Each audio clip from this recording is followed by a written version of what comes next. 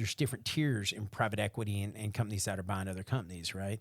And so if it's a $500,000 company, you'll be lucky to get 2 or 3 times EBITDA. EBITDA stands for earnings before taxes, interest, depreciation, and amortization. Okay. So I have earnings. Let's say I make $1 million a year. Right. It's before taxes. Okay. So if I have any tax costs, that is like entity tax costs, right?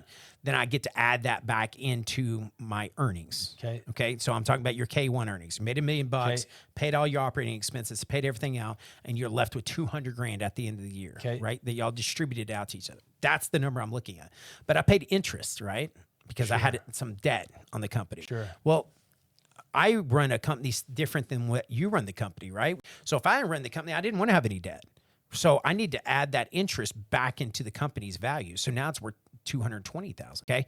I paid taxes on it. Well, I could have bought more vehicles and paid less taxes. So I need to add those taxes back into the, I have depreciation, right? So those trucks, I depreciated out all in the first year. I need to add that back into the company, okay? And amortization on all of this debt, this structure, and the way the company is ran for year over year over year. I amortize that through different time periods. I need to add that back into the company. And so you add all that back. It went from $200,000 company to $300,000 now by making those adjustments in my earnings. And now I get to say, okay, I went from $1 million company, had $200,000 worth of EBITDA, fringe benefits, and adding back everything into it. Now it's worth $300,000 on the bottom line. Is that fair enough? Right.